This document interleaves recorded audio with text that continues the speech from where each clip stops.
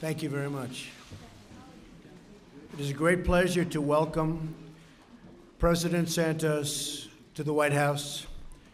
Colombia is one of our closest allies in the hemisphere, and today we reaffirm partnership between our two great nations. President Santos and I had a very productive meeting, and we will continue to work very closely together to bring peace, safety, and prosperity to the hemisphere. Perhaps no area is really more important in terms of cooperation than our joint effort to end the terrible drug crimes that plague both of our countries. Recently, we have seen an alarmed, and I mean really a very highly alarmed and alarming trend. Last year, Colombia cocoa cultivation and cocaine production reached a record high, which hopefully will be remedied very quickly by the president. We must confront this dangerous threat to our societies together.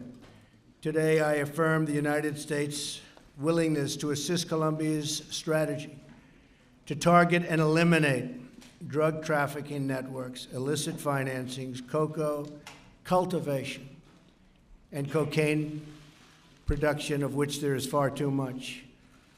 The drug epidemic is poisoning too many American lives, and we're going to stop it many different ways. One of them will be the wall. My administration is committed to keeping drugs and gangs from pouring into our country. Already, border crossings are down more than 73%. Secretary Kelly is with us. He's done a fantastic job. Thank you very much, Mr. Secretary. And in short, we have a tremendous group of people working with us in terms of ICE, the ICE Patrol and the Border Patrol agents. They've done a fantastic job, and I'd like you to give them my highest compliments, Mr. Secretary. And MS-13, likewise, a horrible, horrible, large group of gangs that have been led into our country over a fairly short period of time are being decimated by the Border Patrol, by ICE, and by our incredible local police forces. And they are getting out of our country, or in some cases going directly into prisons throughout our country. But they've literally taken over towns and cities of the United States. They will be gone very quickly. I look forward to working with President Santos as we target drug trafficking. Both the United States and Colombia have strong law enforcement and security relationship. We've had it, and especially over the last fairly short period of time.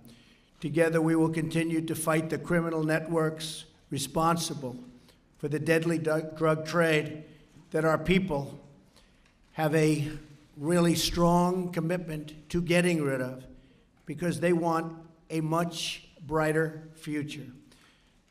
President Santos and I also discussed the deteriorating situation in Venezuela, and it is really in a very bad state, as you see, and as we all see through the media.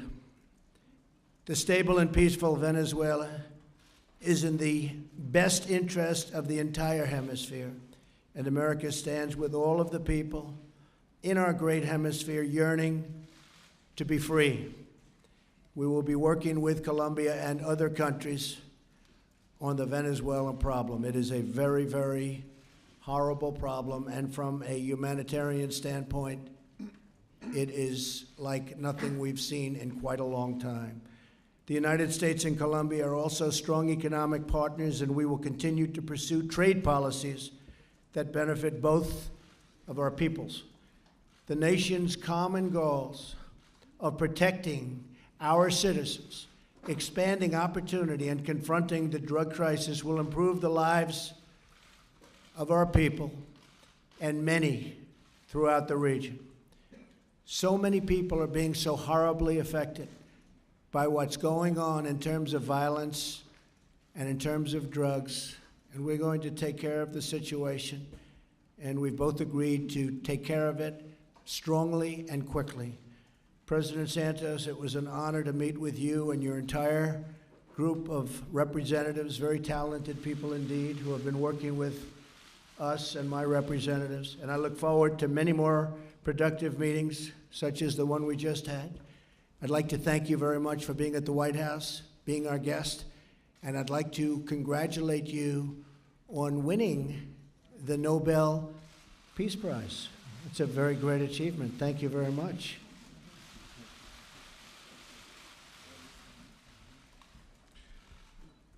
Mr. President, I want to thank you personally for this warm and productive visit, and for the strong support Colombia has received from your administration, from Congress, and from the American people. Como usted sabe, nuestras naciones han... As you know, our nations have had for a long time a strategic alliance, an extraordinary friendship. We believe in the same principles of democracy, freedom, and the rule of law. And we work so that the Western Hemisphere can be more prosperous and safe. The United States and Colombia, both democracies of greater and of longer standing in the hemisphere, we have supported each other. Our soldiers fight shoulder to shoulder in the Korean War. At the request of the United States, we sent anti-drug experts to Afghanistan, and today Colombia and the United States are working together to support Central America in their fight against drug cartels and the violence of organized crime. I can say, Mr. President, based on our conversation this afternoon, that I have no doubt that the United States and Colombia continue to be today, more than ever, a support one for the other. Our alliance was strengthened. Our most valuable cooperation has been Plan Colombia, which I can sum up in very simple terms. When Colombians were fighting to survive, for our democracy to survive, actually, faced with the threat of terrorism and drug trafficking, the United States stretched out a hand and helped us win that battle. We will never forget it. Today we live in a different country. Today, Colombia is a more peaceful society, a more modern and a fairer society. In November last year, we ended the longest and last armed conflict existing in our hemisphere. The guerrilla is putting down weapons at this precise time to the United Nations. Insecurity has gone down significantly. Today we have the lowest levels of violence of the last 40 years. At the same time, we have had significant progress for our citizens on issues such as education, housing, health, and social services. Millions of Colombians have been lifted out of poverty.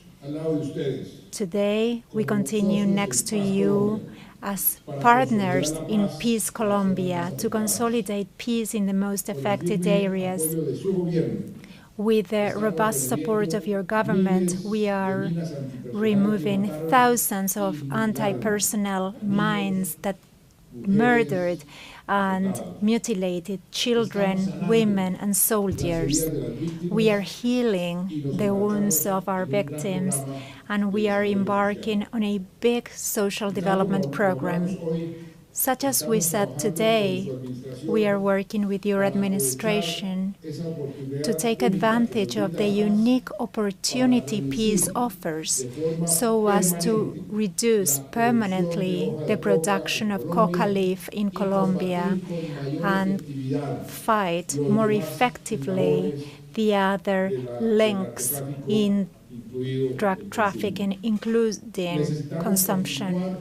We must continue and deepen the fight against organized crime, transnational crime, responsible not just for drug trafficking, but also for human trafficking and illegal mining. Our shared agenda, framed within a high-level dialogue that we Colombians value so much, includes cooperation, which has allowed us to have unprecedented progress towards quality education for everyone. And this is a priority in the policies of my government. And we wish to do more with regards to innovation and technology. With the active participation of the private sector, we have reached trade agreements, investment agreements that are mutually beneficial.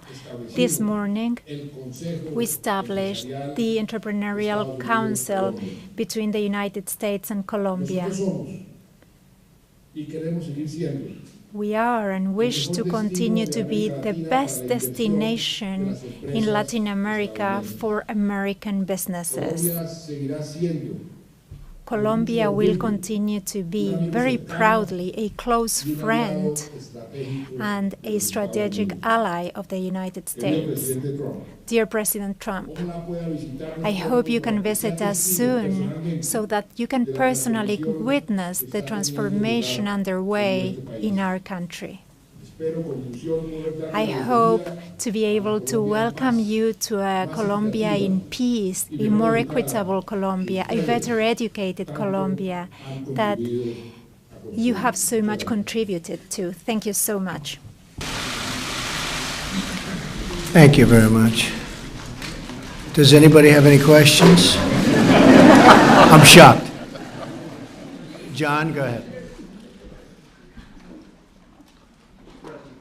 Thank you.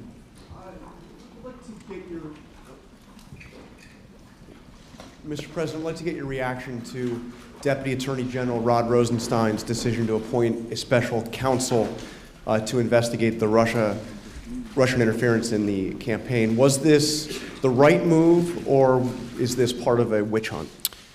Well, I respect the move, but the entire thing has been a witch hunt, and there is no collusion between certainly myself and my campaign, but I can always speak for myself and the Russians, zero. I think it divides the country. I think we have a very divided country because of that and many other things.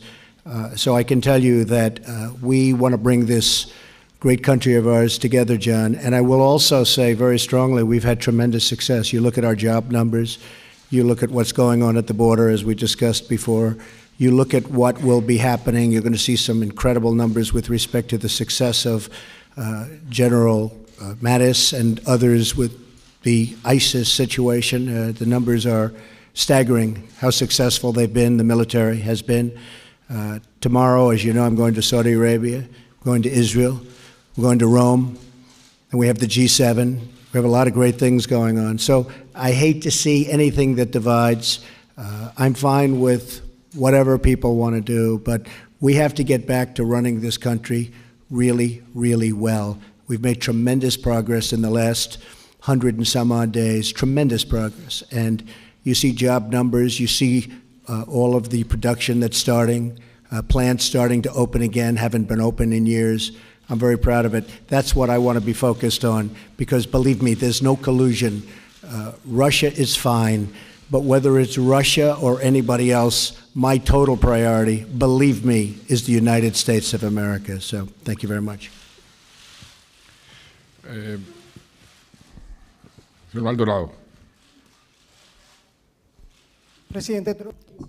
President Trump, President Santos, can we say that today we are setting a new roadmap in the relationship between Colombia and the United States? Which are the concrete commitments? You were talking about the post-conflict time. Many funds are needed for that. And on the issue of Venezuela, President Trump, many deaths, human rights violations. There's plenty to be done. Venezuela is a very, very serious problem. We haven't really seen a problem like that, I would say, Mr. President, in decades in terms of the kind of violence that we're witnessing.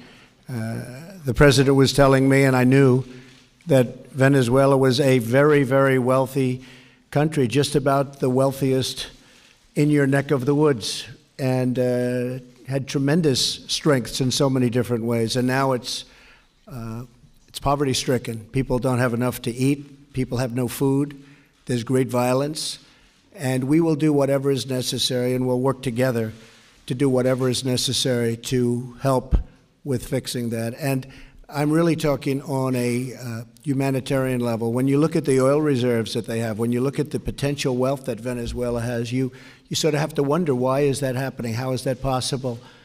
But it's been unbelievably poorly run for a long period of time, and hopefully that will change, and they can use those assets for the good and to take care of their people, because right now what's happening is really a disgrace to humanity. And John, I think you also had a question for the president, if you'd like to.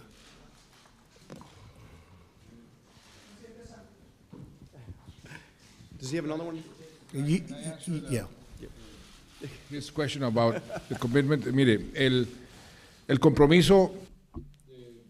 The commitment on President Trump's side and his administration was shown through the approval of the budget, that for Colombia means an increase in the support to fund the post-conflict era.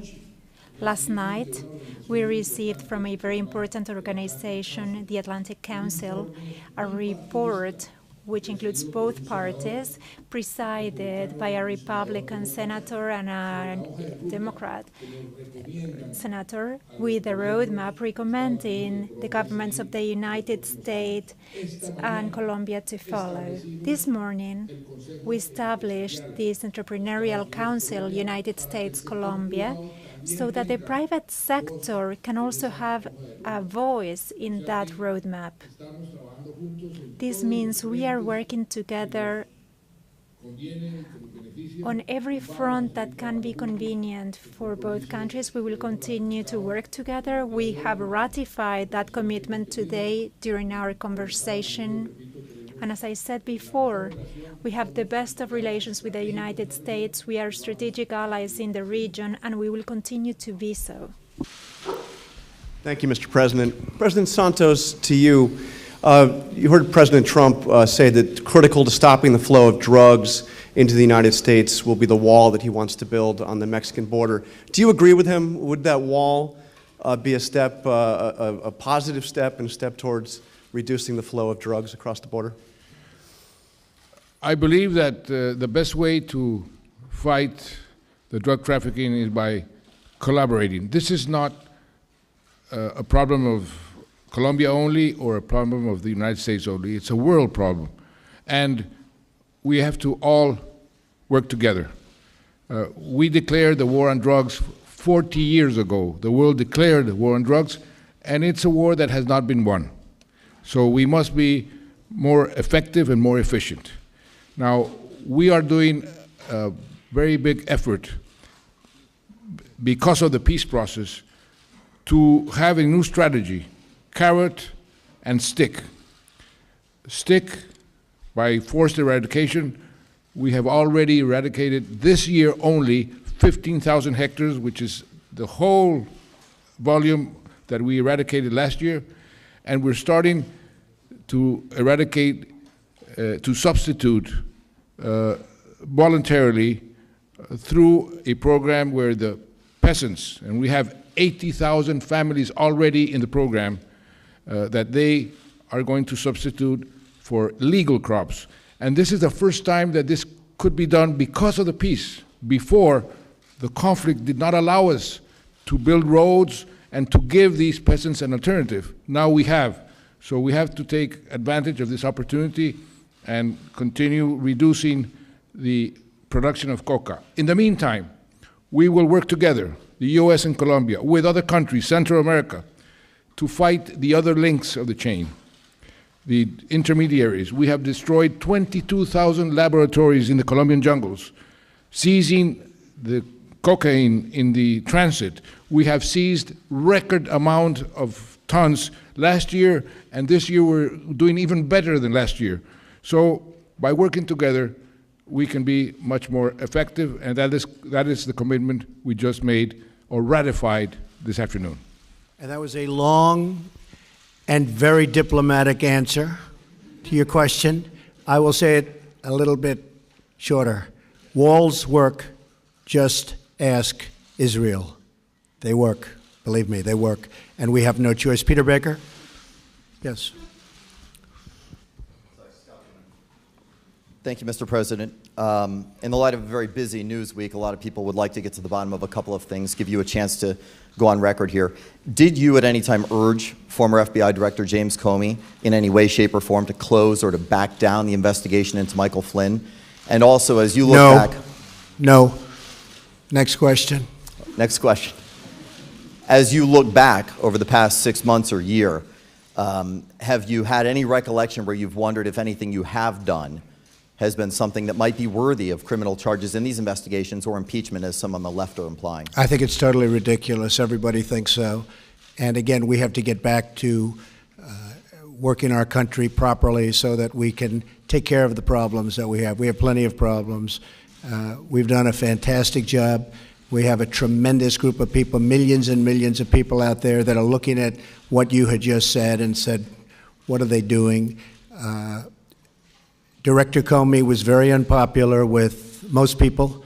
I actually thought when I made that decision, and I also got a very, very strong recommendation, as you know, from the Deputy Attorney General, Rod Rosenstein. But when I made that decision, I actually thought that it would be a bipartisan decision, because you look at all of the people on the Democratic side, not only the Republican side, that were saying such terrible things about Director Comey. Then he had the very poor performance on Wednesday. That was a poor, poor performance. So poor, in fact, that I believe, and you'd have to ask him, because I don't like to speak for other people, but I believe that's why the Deputy Attorney General went out and wrote his very, very strong letter.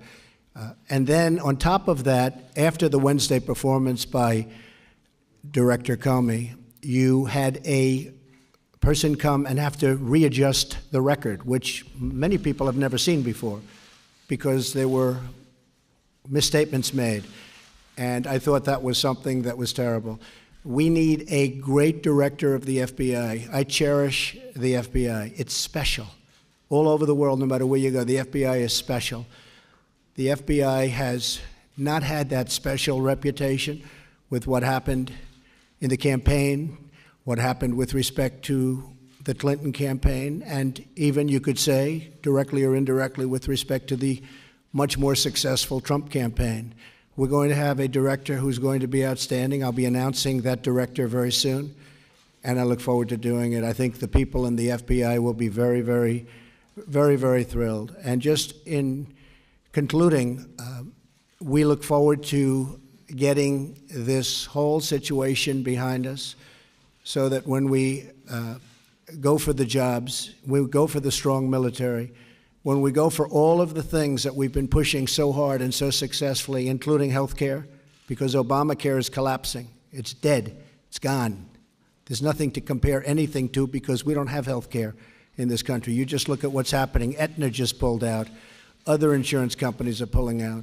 We don't have health care. Obamacare is a fallacy. It's gone. We need health care. We need to cut taxes. We're going to cut taxes.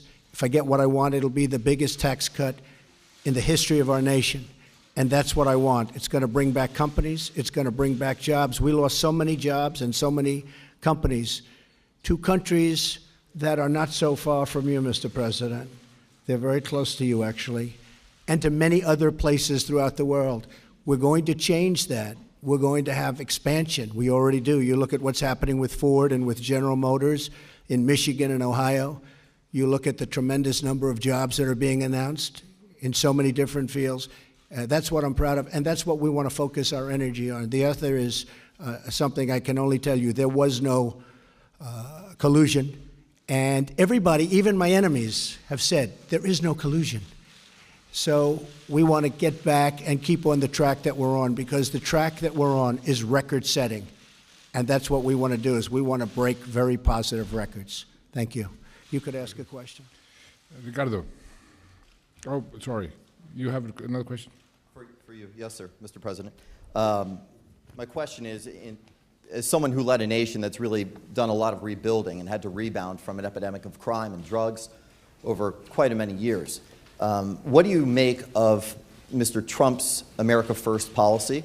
And further, you've had a tough time with conservative radio, sometimes been called a punching bag, and you've said you have to persevere. I'm curious if you've given any advice to President Trump on how to do so. I don't think I'm in a position to give any advice to President Trump. He can take care of himself. What we did in Colombia, you quite rightly mentioned it, is persevere. When you know your port of destination, and you know that you're doing the correct thing, you simply have to persevere. And that's what we've done in Colombia, and that's why we were on the verge of being a failed state some years ago, and now we're one of the stars of the region. And that's through hard work, perseverance, and clarity of your objectives. And that's what we have done, and we have to continue because the trip is not over. Ricardo Ávila.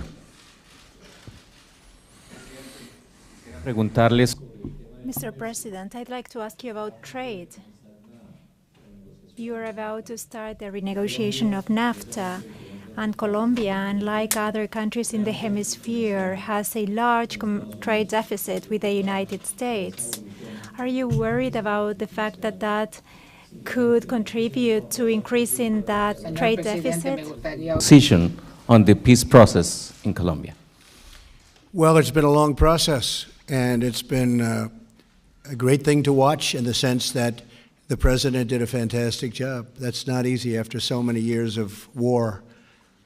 So I'm very, very proud to get to know you, and I really congratulate you. There's nothing tougher than peace, and we want to make peace all over the world, and you are really a great example of somebody that started it. I mean, that was a long, tough situation, as you know very well, coming from the country. But I think the president has done a magnificent job. Not easy, but he's done a magnificent job. Más claro no canta un gallo, como dicen, ¿no? Clearer impossible. On the trade issue, our deficit with the United States is not so large.